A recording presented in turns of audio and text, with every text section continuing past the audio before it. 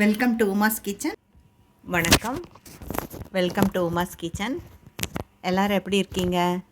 நல்லா இருப்பீங்கன்னு நினைக்கிறேன். உங்கள் எல்லாருக்காகவும் என்னுடைய பிரார்த்தனை என்றைக்குமே இருக்கும். இன்றைக்கி நம்ம என்ன பார்க்க போகிறோன்னா, எல்லார் வீட்லேயும் நம்ம தமிழ்நாட்டில் சுடுற ஆப்பந்தாங்க பார்க்க போகிறோம். ஒவ்வொருத்தரும் ஒவ்வொரு அரிசி போடுவாங்க. நான் இந்த மாதிரி தான் பண்ணுவேன். எப்படி பண்ணுறேன்னு பார்க்கலாம். அதாவது நான் இதில் இந்த காப்படி இருக்கு இல்லையா, இதில் ஒரு காப்படி புழுங்கல் அரிசியும் ஒரு உலக்கு பச்சரிசியும் நல்லா கழுவி ஊற வச்சுருக்கேன். அதுக்கு இவ்வளவு உளுந்து போட்டிருக்கேன். உளுந்து கொஞ்சம் முன்ன பின்ன ஆனாலும் பிரச்சனையும் ஒன்றும் இல்லை, நல்லா சாஃப்டாக தான் வரும். இது நல்லா ஊற வச்சிட்டேன், நைட்லேயே ஊற வச்சிட்டேன், மறந்துடுவேன்னு சொல்லிவிட்டு. இப்போ காலையில் இதை ஆட்ட போகிறேன். ஆட்டுறக்கு இது கூட நான் தேங்காய் வச்சுருக்கேன். தேங்காய் இவ்வளோ வேணும்னு இல்லை, கொஞ்சம் இருந்தால் போதும். ஆனால் என்கிட்ட நிறைய இருக்கிறதுனால நிறைய வச்சுட்டேன். இது பழைய சாதம், இதனால் புழிஞ்சு போட்டு இது எல்லாம் நைஸாக ஆட்ட போகிறேன். நைஸாக ஆட்டணும். ஆப்பத்துக்கு எவ்வளோ நைஸாக ஆட்டணும் அவ்வளோ நைஸாக ஆப்பம் ஸ்பாஞ்ச் மாதிரி வரும். இது நல்லா கிரைண்டரில் போட்டு ஆட்டலாம்.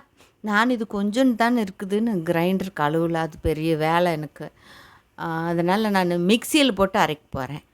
கொஞ்சம் நிறைய இருந்தால் கிரைண்டரில் போடலாம், இது கொஞ்சம் தானேன்னு சொல்லி மிக்சியில் போட போகிறேன். வாங்க எப்படி அரைக்கலான்னு பார்க்கலாம். முதல்ல நான் தேங்காய் போட போகிறேன். இந்த தேங்காயை கொஞ்சம் அரைச்சிட்டு அப்புறம் இந்த அரிசி இந்த சாப்பாடு போட்டுக்கலாம். முதல் தேங்காயை கொஞ்சம் அரைச்சிக்கிறேன். தேங்காயை ஒரு சுற்றிட்டேன். இந்த சாதம் இருக்கு இல்லையா, இது புழிஞ்சு போட்டுறது. இது சாப்பாடு போட்டால் நல்லா கொஞ்சம் மெதுவாக இருக்கும். அதுதான் சாதம் போடுறேன். அது பழைய சாதமாக இருந்தாலும் பரவாயில்ல, இப்போ வடித்ததாக இருந்தாலும் பரவாயில்ல. தேங்காவும் அரிசி அரைச்சிட்டேன். இது கூடயே இப்படி அரைச்சிட்டு அரிசி போட்டால் தான் தேங்காய் நசுங்கும். முதல்ல எல்லாம் ஒன்றா போட்டால் அரையாது அதிகம். இப்போ இது கூட கொஞ்சம் கொஞ்சமாக போட்டு ஃபுல்லாக அரைக்க போகிறேன். பாருங்கள், கல் உப்பு போட்டுட்டேன். கல் உப்பு போட்டு நல்லா கலக்கி விடணும். இது உப்பெல்லாம் திட்டமாக போடணும், அதெல்லாம் எனக்கு சொல்ல தெரியாது. இது நல்லா கலக்கி விட்டுட்டு பாருங்கள் எவ்வளோ நைஸாக அரைச்சிருக்கிறேன் மிக்சியில். இது 8லேருந்து 10 மணி நேரம் புளிக்கணும். இப்போ மணி 10 ஆச்சுங்களா காலையில். இதுக்கு இப்போ நைட்டுக்கு சுடுறக்கு தான் 8 மணிக்கு மேலே தான் நான் இதை எடுத்து அப்பஞ்சிடுவேன். 8-8:30 மேலே தான். இது இப்படியே வச்சுட்டு நல்லா கலக்கி உப்பு கலக்கிட்டணும். எனக்கு கல் உப்பு இல்லை, அடியோடு நல்லா இப்படி கலக்கிட்டு இது அப்படியே மூடி வச்சிடணும். தொடவே கூடாது, கொஞ்சம் கூட இளக்கக்கூடாது. அந்த அப்படியே மூடி வச்சுட்டு நைட்டு 8 மணிக்கு பார்க்கலாங்க. மாவு திறந்து பார்க்குறேன். மணி 8:30 ஆயிடுச்சு. இங்கே குளிர்னால எப்படி இருக்குன்னு தெரியல, பார்க்குறேன். பாருங்க, பொங்கி இருக்குது.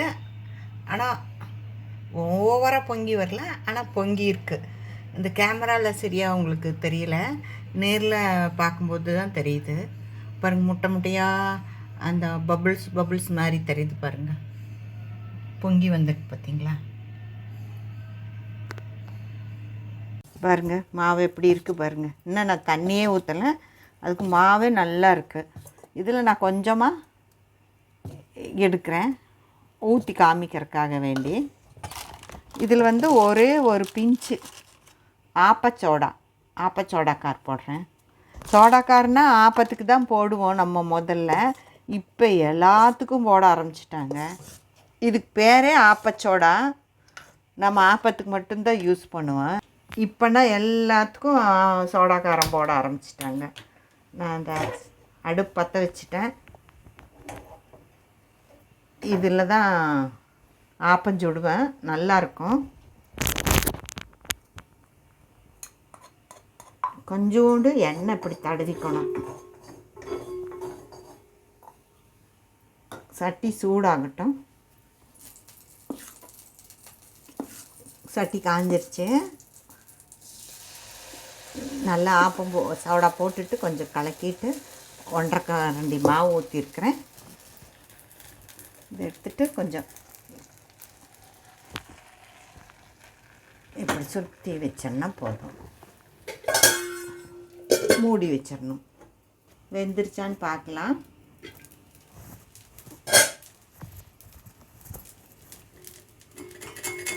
முதல் 1-2க்கு கொஞ்சம் இப்படி பண்ணணும், அப்புறம் சரியாக வந்துடும். பாருங்க, அவ்வளோதான். நடுவால் குண்டாகவும் சைடெல்லாம் வந்து இப்படி ஓரமாகவும் வரும். நல்லா மொறுன்னு வரும். பாருங்கள் எப்படி இருக்கா அப்போ. இன்னும் ஊற்றி காமிக்கிறேன். கொஞ்சம் லைட்டாக எண்ணெய் தடவணும்.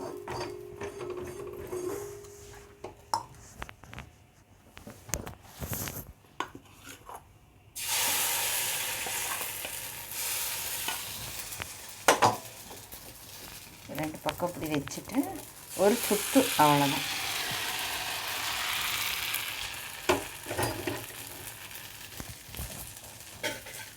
மூடிடணும். 2 நிமிஷம் பாருங்க. இன்னும் அப்படியே இதாக வரும். இந்த சைடெல்லாம் நல்ல மொறுன்னு இருக்கும். நடுவால் பாருங்கள் நல்ல ஸ்பாஞ்ச் மாதிரி இருக்கும். நான் கிழிச்சு காமிக்கிறேன். அது பிச்சு பாருங்க எப்படி வருதுன்னு. உள்ள கூடாக இருக்கும். இது 2 நிமிஷம் ஆகும். இது இப்போ தான் ஊற்றிருக்கேன், ஒரே செகண்டு. இதுக்கு வந்து தேங்காய் சட்னி அரைச்சி வச்சுருக்கேன். தேங்காய் பாலும் வச்சுக்கலாம் சர்க்கரை போட்டு. அது இப்போ அது சாப்பிட்றக்கு ஆள் இல்லை, அதனால் வெறும் தேங்காய் சட்னி மட்டும் அரைச்சி வச்சுருக்கேன். கேரளாவில் இஷ்டு பண்ணுவாங்க, தேங்காய் பால் எடுத்து உருளைக்கிழங்கு போட்டு. நான் தேங்காய் சட்னி தான் அரைச்சிருக்கேன். பாதி பச்சரிசி பாதி புழுங்கலரிசி. நான் அரைப்படிக்கு ஒரு 50 கிராம் தான் உளுந்து போட்டேன். ஒரு கைப்பிடி சாதம், வெந்த சாதம், ஒரு முடி தேங்காய், இவ்வளோ தான் போட்டேன்னா. நல்ல மையாக அரைச்சி குறைஞ்சது ஒரு 8லேருந்து 10 மணி நேரம் புளிக்க வைக்கணும். அதுதான் மெயின். பாருங்கள்,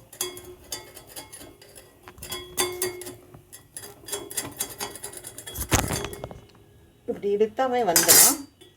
இந்த பாருங்க, சுடுது, கை பொறுக்க மாட்டேங்குது.